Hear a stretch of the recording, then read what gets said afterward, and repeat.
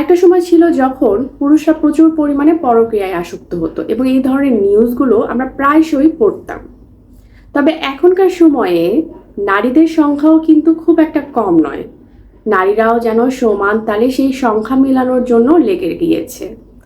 একজন আরেকজনের সংসার ভাঙছে, এক বান্ধবী আরেক বান্ধবীর স্বামী নিয়ে টানাটানি করছে, এই ধরনের নিউজ হর হামেশাই আমরা নিউজ ফিডে দেখে থাকি।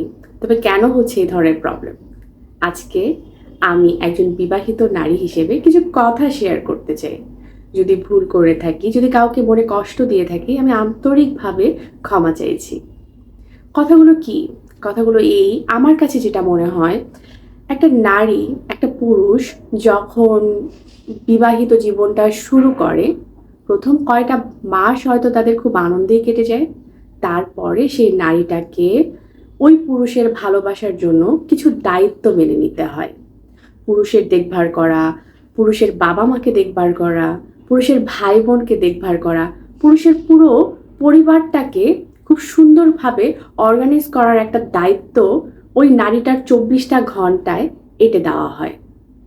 শুধুমাত্র একটা নারী এই কাজগুলোকে ভালোবেসে খুব যত্ন নিয়ে করে থাকে শুধুমাত্র ওই পুরুষটার ভালোবাসার জন্যে।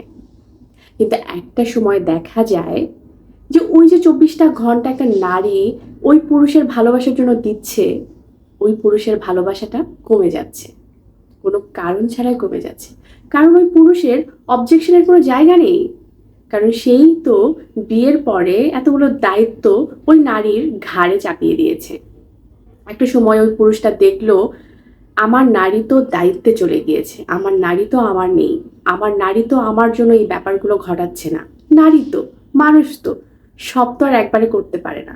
যদি আপনার প্রেয়সী হয়ে আপনার কাছে সুন্দর করে একদম পুতুলের মতন করে একজন বউ চান, তাহলে তো এই কাজগুলো সারাদিনের সে হয়তো সেভাবে অর্গানাইজ করতে পারবে না।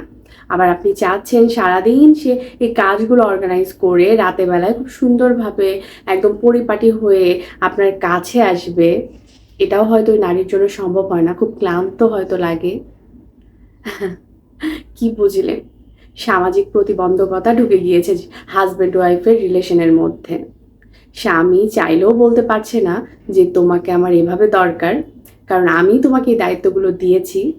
আর স্ত্রী হয়তো এতটা সময় ইনভেস্ট করে একটা সময় দেখলো তার চেহারায় রিঙ্কেল পড়ে গিয়েছে, তার বয়সের ছাপ চলে এসছে এবং তার যে বিষয়গুলোর জন্য তার ওই মনের পুরুষটি তাকে গ্রহণ করেছিল সেই জিনিসগুলোই হয়তো হারিয়ে গিয়েছে।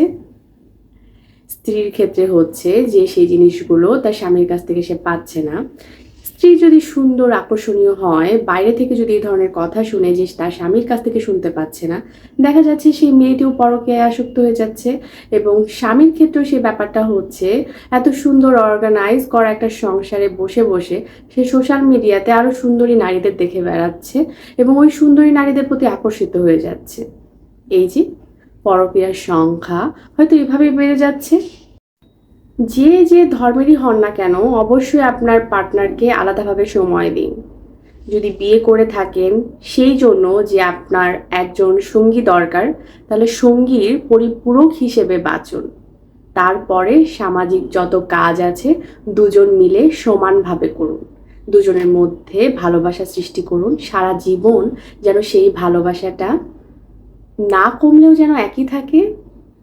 ভালো থাকবেন সবাই। আল্লাহ হাফেজ।